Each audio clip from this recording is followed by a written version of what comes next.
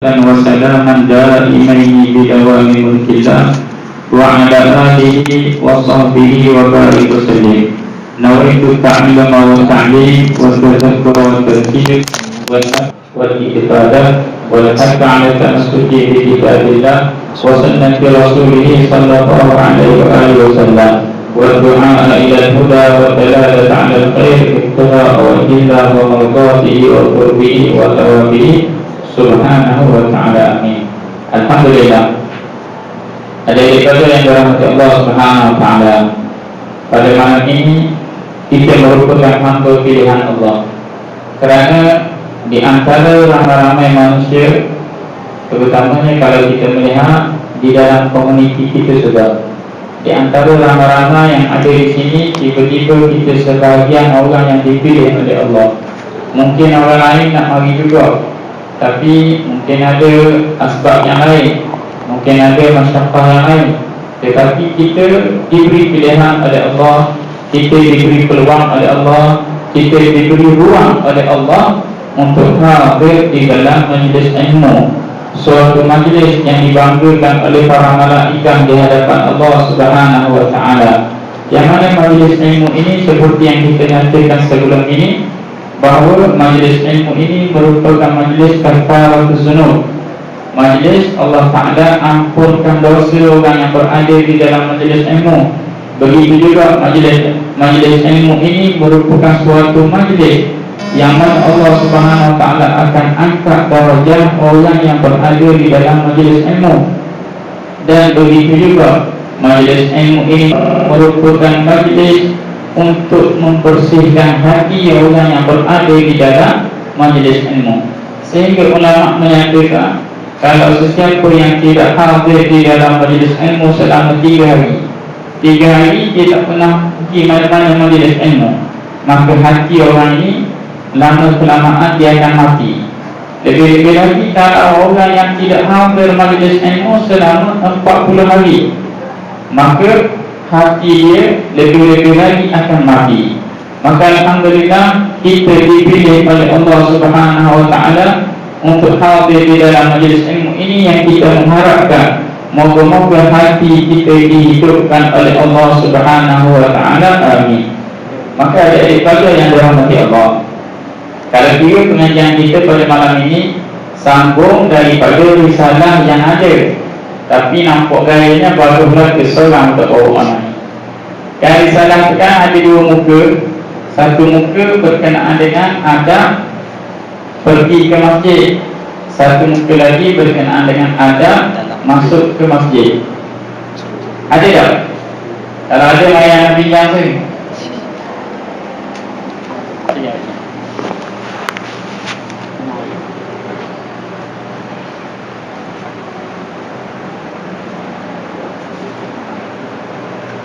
Bagi yang ada kitab, boleh lihat pada muka surat 46.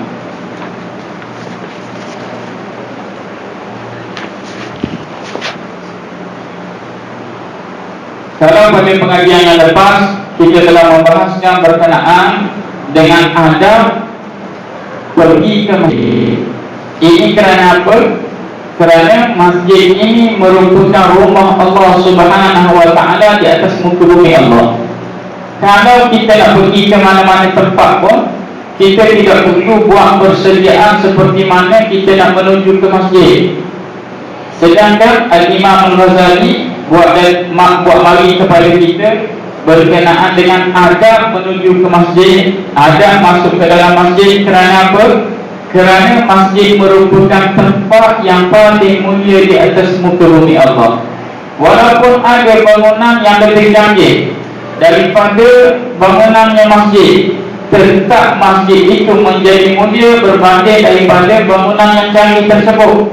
Seperti semasa anda berada di Mesir, ketika pergi ke Iskandaria, di sana ada satu library yang Masya Allah binaannya cukup canggih, dan library itu juga satu library yang cukup lama. Binaannya kalau kita masuk, kita duduk di luar saja, kita sudah berasa unik, kerana kita tak mendapati bangunan lain seperti binaan tersebut. Berbanding kalau kita melihat ada satu masjid yang binaannya biasa, tak canggih mana pun, tidak berteknologi mana pun, tapi oleh kerana itu masjid, maka tempat yang namanya masjid itu diangkat kemuliaannya oleh Allah Subhanahu Wa Taala berbanding dengan tempat-tempat yang lain. Langsung masjid ini bagi orang yang nak masuk ke dalam masjid, mestilah dia kena tahu adab-adab untuk masuk ke dalam masjid. Kerana apa? Kerana kita beradab dengan tuan punya masjid. Siapa tuan punya masjid? Itulah Allah Subhanahu Wa Taala. Seperti kalau kita nak pergi ke istana, kita nak pergi ke istana, kita mesti tahu bagaimana cara protokol untuk masuk ke dalam istana. Baru-baru ni anak berkesempatan ada orang jemput para pelajar untuk hadir bersama dengan majlis Tengku Mahkota untuk berselawat. Sekejap je, berganya lebih kurang 1 minit setengah je. Tapi protokol untuk bagaimana kita nak hadir majlis bersama dengan Tengku Mahkota itu lebih kurang 2 jam rantai. Susun begini, ini mesti begini, ini mesti begini. Nah, itu baru seorang yang kita gelar sebagai manusia. Bagaimana pula dengan Allah? Kalau sekiranya kita nak masuk di rumah Allah, kita mesti tahu adab-adab kita nak masuk ke rumah Allah. Maka yang dibuat daripada ringkasan ini ialah daripada kitab Bidayah Hidayah, tetapi anak susun mengikut kesesuaian. Yang pertama sekali, untuk kita masuk ke dalam masjid, mesti masuk dengan kaki kanan. Pastikan kita nak masuk ke dalam masjid, pastikan kita masuk dengan kaki kanan. Bila kita dah ambil wudu, kita pun nak masuk ke ruang solat, ruang yang kita panggil sebagai tempat yang kita sembahyang, yang mana ruang utama masjid. Maka nak masuk ke dalam masjid, pastikan kita melangkah masuk itu dengan kaki kanan. Kalau sekiranya terlupa, kita masuk tu dengan kaki kiri, Allahu Akbar, terlupa, maka undur semula, keluar semula, maka masuk dengan kaki kanan. Dan bacalah doa masuk masjid, Allahumma ftahli abwaab rahmati. Dan begitu juga kalau kita nak keluar daripada masjid, mestilah keluar dengan kaki kiri. Maka ini berbeza dengan kita nak masuk ke tandas. Nak masuk ke tandas, pastikan juga beradab. Kita nak masuk ke tandas oleh kerana tempat tersebut tempat yang tercemar, tempat tersebut tempat bawa hajat, maka masuklah dengan kaki kiri. Nak keluar dah, keluarlah dengan kaki kanan. Itu apa? Itu dipanggil adab. Maka orang yang beradab berdasarkan kepada sunnah baginda Nabi Muhammad SAW, masuk masjid dia itu, yang dia masuk dengan melangkah kaki kanan pun, dengan sebab dia masuk masjid melangkah dengan kaki kanan itu pun, dia sudah mendapat pahala daripada Allah Subhanahu Wa Taala. Maka apabila kita berada di dalam masjid, jangan sesekali melakukan sebarang perniagaan. Zaman sekarang berlaku dah. Kerana ada satu hadis Rasulullah SAW yang melarang daripada melakukan apa sahaja perniagaan di dalam masjid. Sehingga ulama mengatakan kalau sekiranya ada orang yang berbicara berkenaan dengan perniagaan dalam masjid, dia kata promosi satu produk.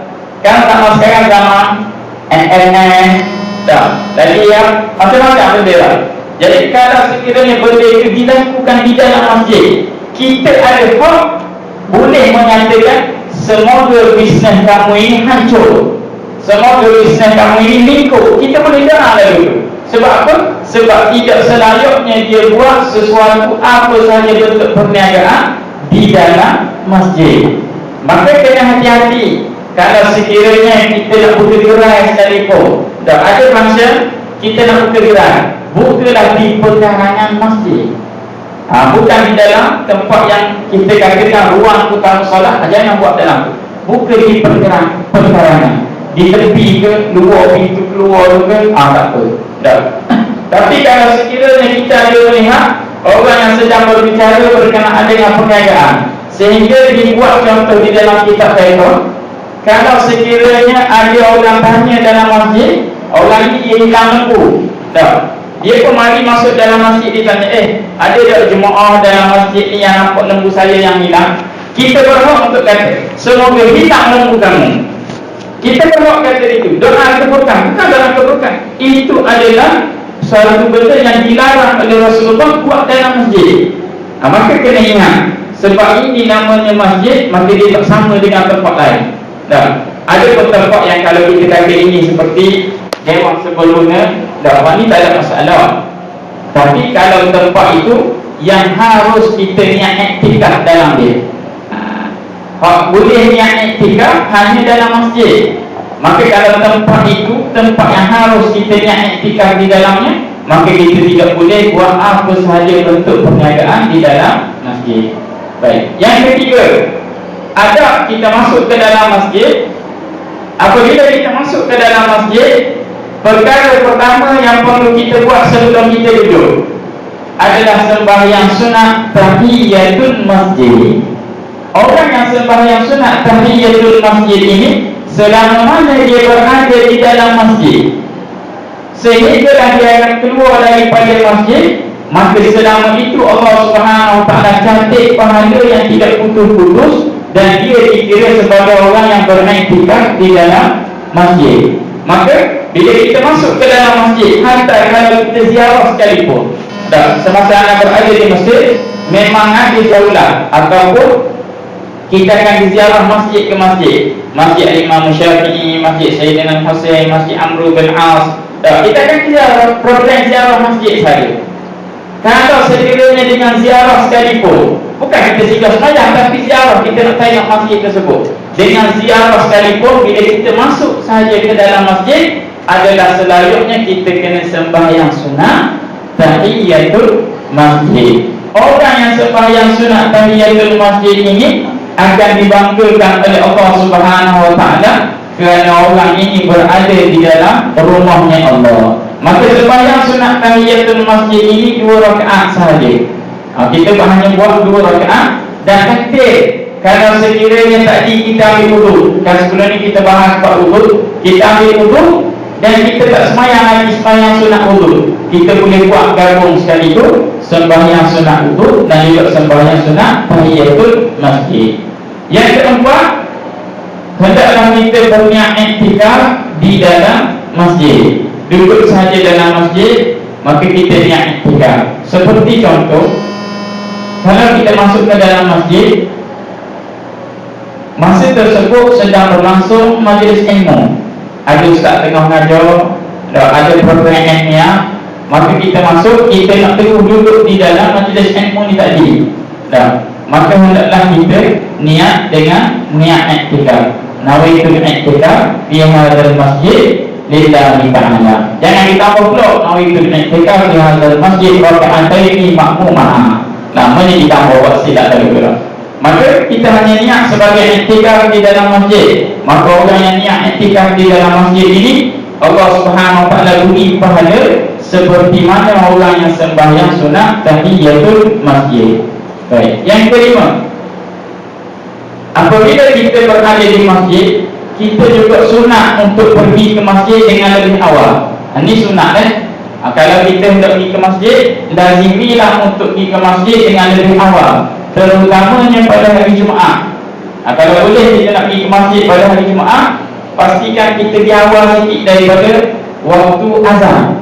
Maka bila kita sampai lebih awal, contohnya di masjid, apabila mendengar azan, hendaklah dijawab azan tersebut sebagaimana yang disebut oleh muazzin, serta membaca doa selepas azan. Baik. Apabila kita dengar sahaja orang azan, hendaklah kita, tanpa jawab kita kena jawab doa selepas azan ni tadi. Bila kita dengar muazzin sebut Allahu Akbar, Allahu Akbar, maka kita kena jawab Allahu Akbar, Allahu Akbar, sehingga di akhir azan.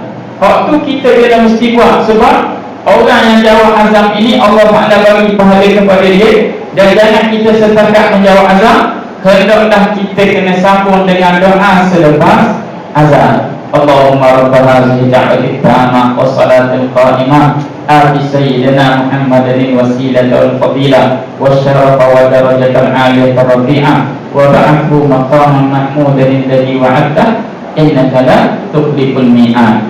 Di dalam hadis Rasulullah sallallahu alaihi wasallam menyebut, barang siapa yang menjawab azan dan dia baca doa selepas azan. Doa selepas azan itu kan kita doa khusus kepada Nabi sallallahu alaihi wasallam.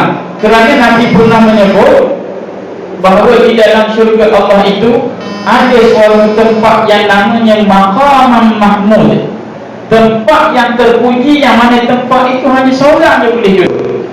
Maka Nabi SAW menyatakan kepada umatnya, barang siapa selepas pada azan dia baca doa selepas azan, maka orang ini kalau dia baca dengan betul-betul penuh ikhlas, maka orang ini layak mendapat syafaat aku di hari kiamat.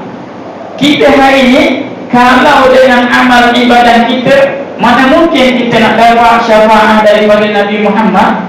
Cuba lihat sahaja selawat kita kepada baginda Nabi Muhammad. Berapa kali sehari kita selawat kepada Rasulullah? Lihat sahaja perkara sunat yang disuruh oleh Nabi Muhammad. Perkara-perkara sunat yang apabila kita buat, kita akan merasa, Nabi akan merasa gembira di atas perkara yang kita buat. Dengan perkara sunat saja, berapa benda yang kita buat dalam sehari? Nasihat daripada itu kurang. Maka di antara perkara yang kita nak meraih syafaat daripada Nabi Muhammad ialah doa selepas azan. Hendaklah kita selepas azan, jangan kita tinggalkan doa selepas azan. Adapun kalau sekiranya sedang orang azan, kita berada di dalam tandas, contoh. Macam mana? Kita nak jawab azan, kita duduk dalam tandas. Kita nak keluar, kalau hajat pagi hari. Maka sunat bagi kita, apabila kita berada dalam tandas orang azan, contohnya habis orang azan kita tak keluar lagi, masih berada dalam tandas, maka sunat apabila kita keluar daripada tandas kita tadi, walaupun azan sudah habis, kita boleh jawab azan daripada awal. Jawab Allahu Akbar, Allahu Akbar, Allahu Akbar, asyhadu an la ilaha illallah, asyhadu an la ilaha illallah. Kita jawab sampai habis dan kita baca doa selepas azan, maka kita tetap mendapat pahala orang menjawab azan. Perkara yang keenam, adab masuk ke dalam masjid ialah melakukan solat sunat fajar. Ini ialah di dalam kitab Bidayah dan Hidayah ini, Imam Ghazali dia susun jadual sebenarnya. Maka Imam Ghazali kan dia buat mandi sebelum ni, ada bangun daripada tidur, apa yang perlu dibuat. Selesai daripada kita bangun daripada tidur, kita mandi, kita ambil wudu, dan kita menuju ke masjid. Apabila kita menuju ke masjid, bermakna Imam Ghazali nak bagi tahu kepada kita, orang yang pergi ke masjid pada waktu subuh. Kerana perkara pertama yang akan kita buat bagi seorang Muslim ialah kita pergi ke masjid pada waktu subuh. Maka bila kita pergi ke masjid pada waktu subuh, selesai sahaja azan, maka kita sunat untuk buat solat sunat fajar ataupun sembahyang sunat subuh qabliyah. Apa pahala orang yang buat sembahyang sunat qabliyah subuh ini? Dinyatakan di dalam hadis Nabi sallallahu alaihi wasallam, orang yang sembahyang 2 rakaat sebelum subuh, dia akan mendapat pahalanya lebih besar daripada dunia dan seisinya. Orang yang hanya dia buat 2 rakaat sembahyang sunat sebelum subuh ini, Allah Ta'ala bagi pahala kepada dia lebih, nilainya lebih besar daripada dunia dan seisinya. Hari ini contohnya, kita ditawarkan oleh orang untuk dihadiahkan sebuah banglo. Nasib kita akan rasa, oh hebatnya. Ataupun kita ditawarkan oleh orang untuk dihadiahkan sebuah kereta mewah, kita dah merasa hebat. Ada pun orang yang sembahyang sunat subuh hanya 2 rakaat sahaja, Allah Subhanahu wa Ta'ala berikan kepada dia pahala lebih besar daripada dunia dan seisinya.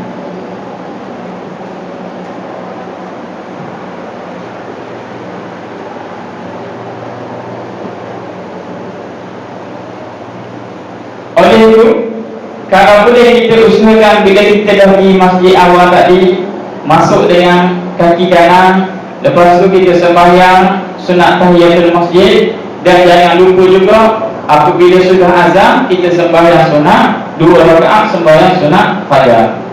Seterusnya kalau sekiranya waktu sudah azan dan sebelum iqamah, antara waktu tersebut masih ada kosong. Kalau di Mesir memang dia buat siap-siap. Kalau subuh daripada azan ke iqamah masanya 15 minit. Kalau zuhur dan asar masanya 10 minit. Kalau maghrib 5 minit. Maka kita tahu dah bahawa ada waktu jarak antara azan dengan iqamah. Kalau dengan nisbah 15 minit, nescaya masih lagi banyak waktu. Kita buat 2 rakaat sembahyang sunat tahiyatul masjid berapa minit? Mungkin 1 minit lebih ataupun 2 minit. Masih ada lagi lebih kurang 10 minit lebih. Maka kita nak buat apa? Imam Ghazali beritahu mesti kita teruskan dengan zikir, bertasbih atau membaca Al-Quranul Karim. Maka duduk, jangan duduk saja. Kadang ada orang dia duduk lambat bila ni pemaham, dia pun tidur sekejap sambil-sambil duduk. Ada orang zaman sekarang dia buat apa? Buka ni WhatsApp pagi-pagi hari ni WhatsApp ataupun tengok Facebook, update dulu kan. Saya datang ke masjid hari ini. Bagi tahu nak bagi tahu apa ke seluruh dunia ini kita buat satu-satu benda selfie dulu, lepas kita akan update dah. Maka kismah sepuluh pun update juga, tak payah. Hendaklah kita kena sibuk dengan yang pertama berzikir, yang kedua bertasbih, yang ketiga membaca Al-Quranul Karim. Baik. Ada satu amalan yang selayaknya kita buat pada ketika di antara azan dengan iqamah. Zikir tersebut namanya doa fajar. Doa fajar ini antum boleh dapat sama ada di dalam kitab Bidayatul Hidayah ataupun kalau ada Khulasah Habib Umar, kitab Khulasah Habib Umar, jadi doa fajar. Ataupun lebih canggih lagi sekarang ada Khulasah yang dalam bentuk PDF. Dalam tu ada Khulasah dalam bentuk PDF. Anda rasa Ali ada? Kalau boleh share dengan Ali. Dalam tu dia ada doa fajar.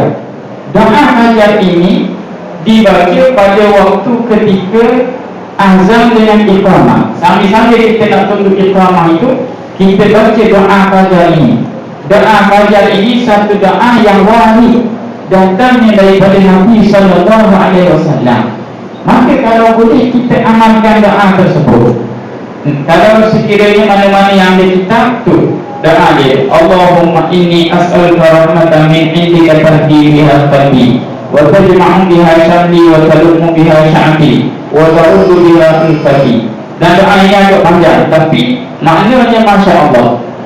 Sehingga di akhir doanya kita akan doa untuk diri sendiri, Allahumma ja'alni nuran fi qalbi. Ya Allah, jadikanlah bagiku nur cahaya di dalam hatiku, wa nuran fi qabri, dan cahaya di dalam kuburku, wa nuran fi sam'i wa nuran fi basari wa nuran fi sya'ri, sehinggalah ke akhir doa.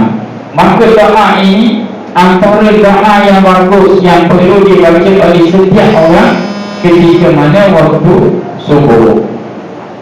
Kalau sekiranya kita tidak mempunyai doa ni, kita tak ada Khulasah, kita pun tak tahu, kita pun tak ada, kita tak tahu nak baca apa-apa. Kita buatlah sama ada kita berzikir kepada Allah Subhanahu Wa Taala, sama ada kita nak istighfar, sama ada kita nak selawat, sama ada kita nak mengucap tasbih, sama ada kita nak mengucap la ilaha illallah. Berapa kali terserah, bagilah berapa kali pun. Jangan kita biarkan pada waktu tersebut kosong dengan kita buang masa begitu saja. Ataupun pada kita malah nak baca zikir, ambillah Al-Quran. Baca mana-mana petikan daripada Al-Quran tadi, ataupun sekarang ni ada Al-Quran yang dalam phone ni ada. Maka kita ambil baca surah apa yang kita rasa nak baca. Apabila selesai sembahyang, maka bacalah zikir dan berdoa. Selesai, lepas tu kita akan sembahyang subuh. Selesai sembahyang subuh, jangan terus bangun. Dan selesai sembahyang-sembahyang yang lain, jangan terus bangun. Pastikan dulu kita membaca zikir dan kita berdoa. Persoalannya, apakah zikir yang perlu kita baca selepas sembahyang? Nah, zikir ini kita boleh lihat, Masya Allah, di negara kita ini, Malaysia, sudah menjadi satu adab. Dan zikir yang kita baca selepas sembahyang itu adalah zikir yang datang daripada Rasulullah, yang disusun oleh ulama dengan kesesuaian masyarakat kita. Ada pun zikir yang dibaca oleh Rasulullah, sama ada yang lepas sembahyang ini zikirnya banyak. Kalau kita tengok dalam kitab Al-Azkar Imam Nawawi, kitab tebal ini, dan zikir lepas sembahyang banyak yang dibaca oleh Rasulullah. Tapi mana yang patut ataupun mana yang lebih utama kita baca? Nah, ulama diambil disusun untuk mempermudahkan kita. Kalau kita rasa nak tambah lebih lagi, buatlah terpulang. Tapi yang sepatutnya kita baca selepas sembahyang, kalau boleh apabila kita selesai dari salam, maka ucaplah istighfar 3 kali. Astaghfirullahaladzim, astaghfirullahaladzim, astaghfirullahaladzim, alladzi la ilaha illa huwal hayyul qayyum wa atubu ilaih. Okey. Bagi sembahyang subuh dan maghrib, baca la ilaha illallah wahdahu la syarikalah, lahul mulku wa lahul hamdu yuhyi wa yumiit wa huwa ala kulli syai'in qadir 10 kali. Terutamanya ambil perhatian bagi orang lelaki dan juga orang yang biasa jadi imam. La ilaha illallah dibaca 10 kali. Dan sambung dengan Allahumma ajirna minan nar sebanyak 7 kali. Okey. Lihat molek ini yang anda dapat daripada Syekh Nuruddin Al-Banjari. Dia kata kesilapan para imam tidak mengambil berat, ataupun kesilapan kita tidak mengambil berat zikir selepas sembahyang. Dia ada bezanya. Zikir untuk selepas sembahyang subuh dan maghrib, hendaklah kita baca la ilaha illallah 10 kali dan Allahumma ajirna minan nar 7 kali. Ini berdasarkan kepada hadis Rasulullah, sunat dibaca ketika selesai sembahyang subuh dan maghrib sahaja. Adapun bagi sembahyang zuhur, asar dan isyak tidak disunatkan baca. Kadang-kadang kita dengar imam baca la ilaha illallah 3 kali, kadang dia baca Allahumma ajirna minan nar 3 kali. Nah, begitu dari segi hukum tak salah, baca tetap dapat pahala. Tapi dari segi menuruti sunnah Rasulullah tidak tepat.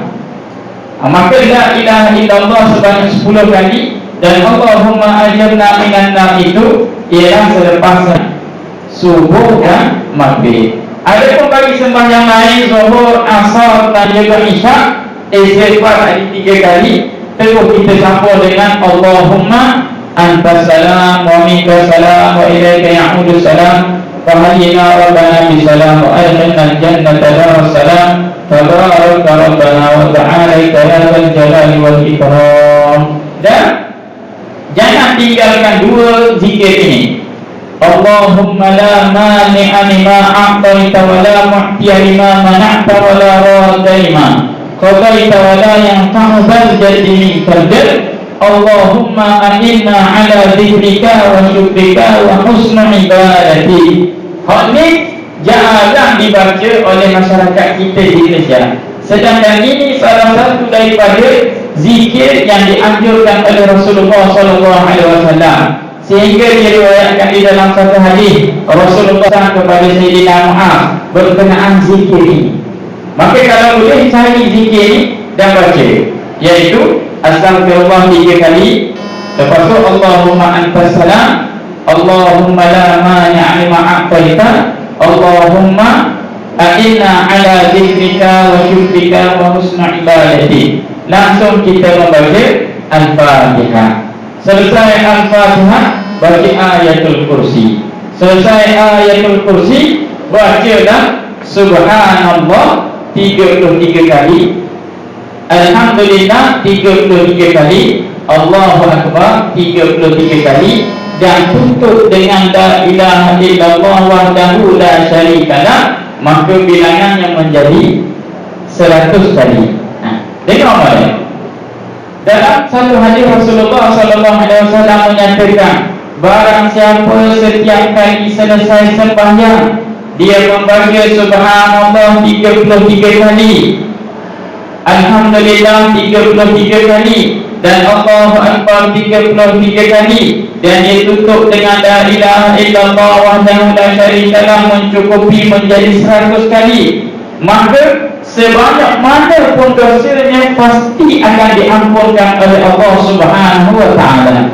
Disebut dalam hadis, kalau sekiranya dosanya ibarat buih di lautan. Kita tengok kalau kita duduk di tepi pantai tu, sekali bagi ombak, kita akan tengok buih kan. Kalau sekiranya dosa kita sebanyak itu pun tetap akan diampunkan oleh Allah Subhanahu wa taala dengan sebab kita membaca zikir ini tadi. Maka zikir ini Allah Ta'ala akan ampun dosa kita dengan sebab baca zikir ini mestilah bersyarat. Syaratnya mestilah selesai sembahyang. Kalau kita duduk saja-saja ini kita baca zikir itu tadi, pahala tetap boleh, tapi ganjaran yang dinyatakan oleh Allah tak dapat. Sebab sahabat dalam hadis Rasulullah, tiap-tiap lepas sembahyang itulah.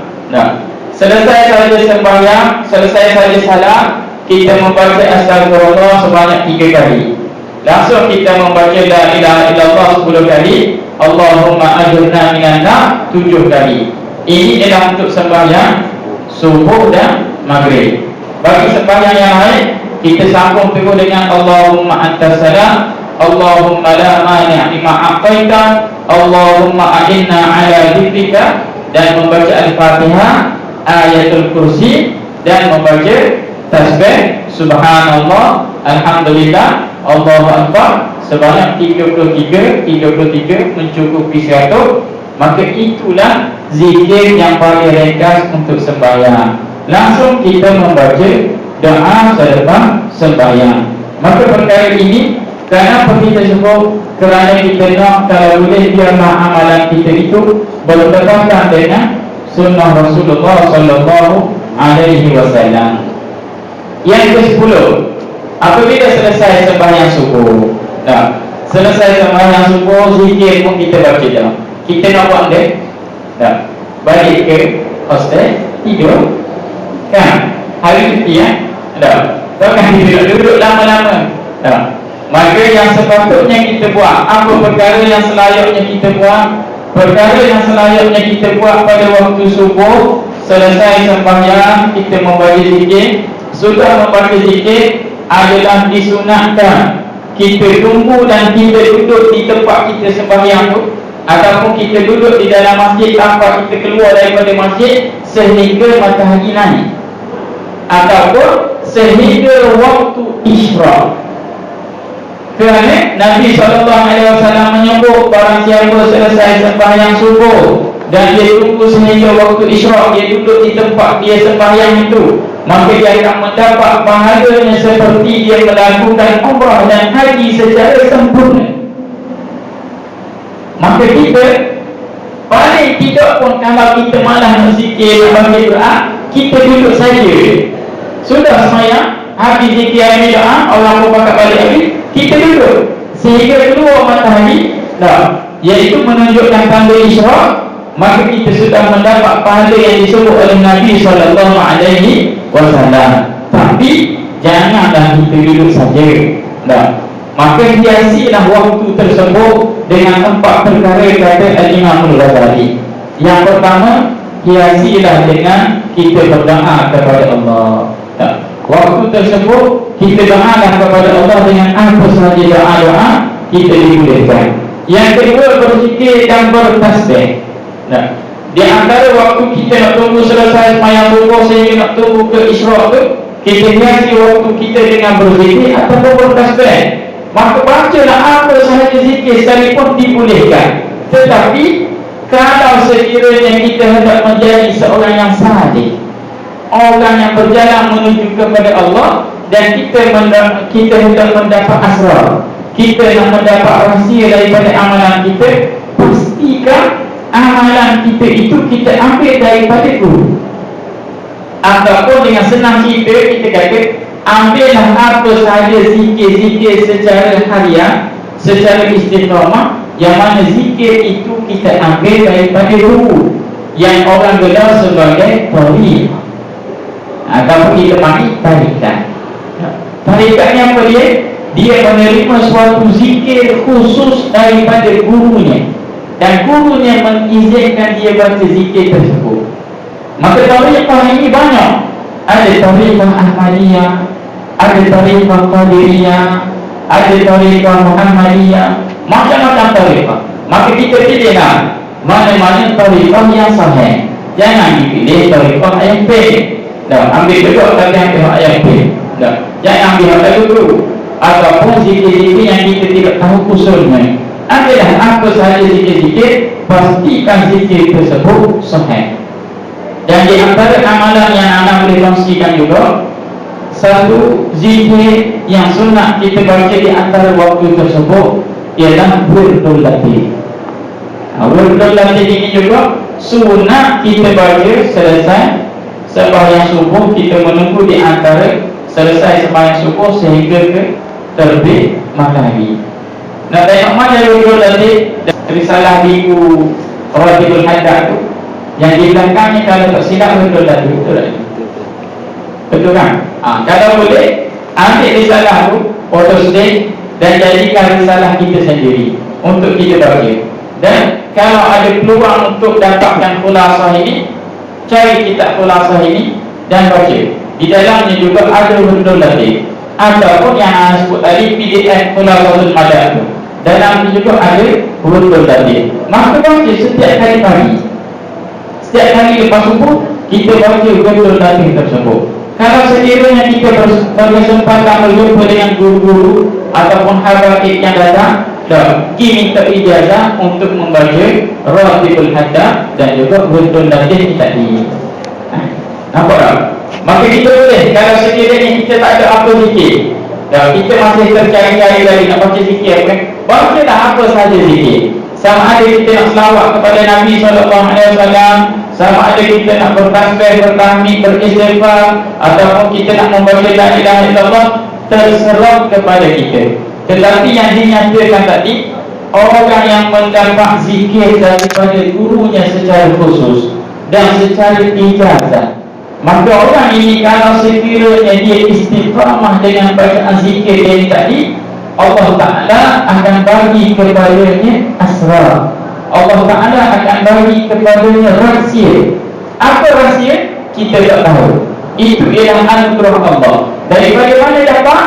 Daripada kita istiqamah dengan zikir yang kita baca ini tadi, dan zikir itu bersambung dengan guru kita, dan guru kita bersambung dengan gurunya, dan bersambung sehingga sampai kepada Rasulullah SAW. Ibarat orang yang ada zikir secara ijazah daripada gurunya ini, ibarat orang yang memetik Swiss, yang mana Swiss ini wayarnya bersambung dengan lampu.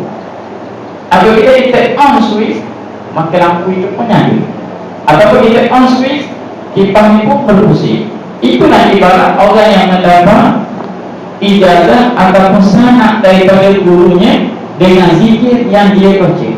Ada pun orang yang baca apa sahaja zikir, dia tetap akan mendapat pahala, tetapi untuk mendapat asrar, untuk mendapat rahsia daripada Allah, mungkin agak terbatas. Maka oleh itu hadirin dan hadirat adik-adik pada sekalian, kalau sekiranya di sana kita dapati ada guru-guru yang mereka ini kita kira sebagai tauliah, untuk mereka ini mempunyai tauliah untuk memberi zikir, ataupun dia ni orang yang layak untuk beri zikir, maka minta dengan guru kita tadi apa sahaja zikir, yang mana zikir itu kita amal secara istiqamah. Perkara yang ketiga yang kita boleh hiasi di antara waktu selesai subuh sehingga terbit matahari ialah dengan membaca Al-Quran Al-Karim. Sebab itu kita tengok di mana-mana madrasah tahfiz, selesai sembahyang subuh dia akan sama ada ulang hafazan ataupun dia akan hantar hafazan baru. Dia akan sibuk dengan Quran sehingga dalam waktu keluarnya matahari. Ataupun yang keempat, kita malah nak doa, kita malah nak zikir, kita malah nak baca Quran, memadai dengan kita bertafakur. Macam mana bertafakur? Kita memikir berkenaan dengan ciptaan Allah Subhanahu wa taala, ataupun kita memikir berkenaan dengan diri kita. Kita duduk seorang-seorang, kita memikirkan bagaimana aku ni seorang hamba yang banyak melakukan dosa kepada Allah. Maka kita ingat dosa-dosa kita yang lalu, dan kita ingat bahawa kita belum bertaubat, dan kita ingat kepada Allah bahawa aku nak bertaubat. Ataupun kita memikirkan berkenaan dengan ciptaan Allah. Tak. Kita fikir bagaimana hebatnya Allah mencipta bumi ini, yang mana di atasnya ada langit dan di bawahnya ada tanah. Maka kita fikir bagaimana Allah Subhanahu wa taala ciptakan itu adalah dipanggil bertafakur. Maka kita fikir apa sahaja benda-benda bentuk kebesaran Allah, maka kita boleh buat pada waktu tersebut. Maka orang yang dia menghiasi waktu tersebut dengan empat perkara ini sudah dikira sebagai dia buat amal yang soleh. Yang kesebelas, tetapkan satu zikir khusus harian untuk diamalkan secara istiqamah. Ini perkara yang kita nyatakan tadi.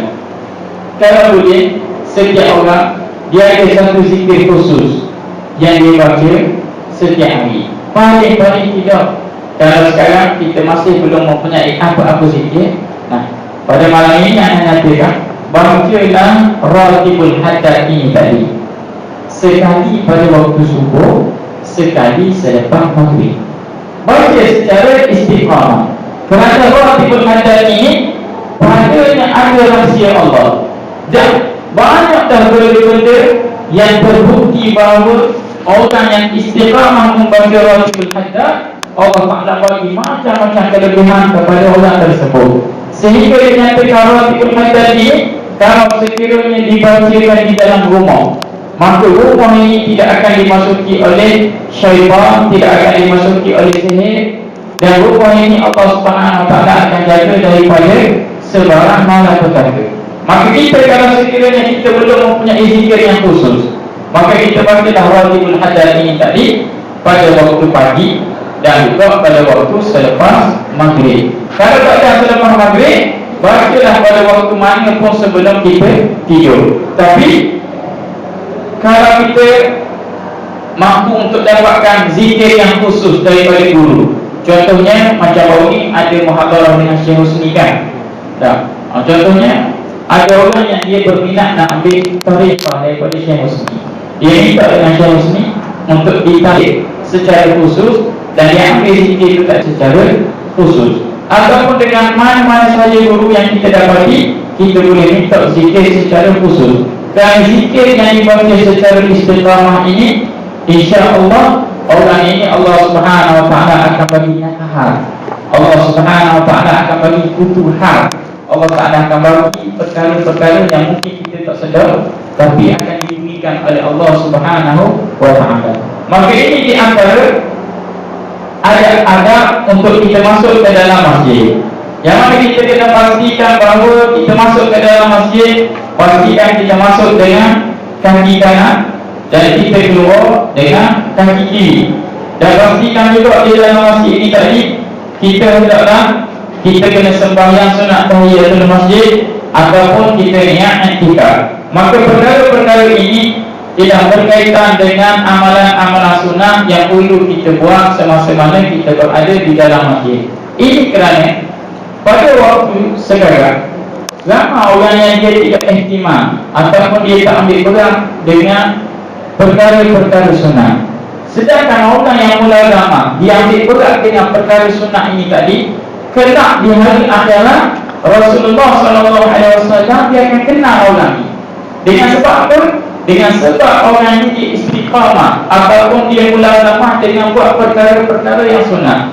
Hatta Al-Imam Al-Habib Abdullah bin Alawi Al-Haddad yang kita baca ratib dia, Habib Abdullah bin Alawi Al-Haddad ini, segala perkara sunat yang disuruh oleh Rasulullah SAW dia buat, kecuali ada satu benda sahaja yang dia tak buat, iaitu Habib Abdullah dia tidak simpan rambut panjang. Seperti mana kalau kita baca di dalam syama'il Rasulullah, bahawa Rasulullah itu ada ketikanya rambutnya panjang, tapi Habib Abdullah dia tak simpan rambut panjang sebegitu, kerana katanya pada waktu tersebut mungkin orang-orang yang bukan elok ini mereka itu berambut panjang, maka Habib Abdullah dia tidak menyimpan rambut panjang.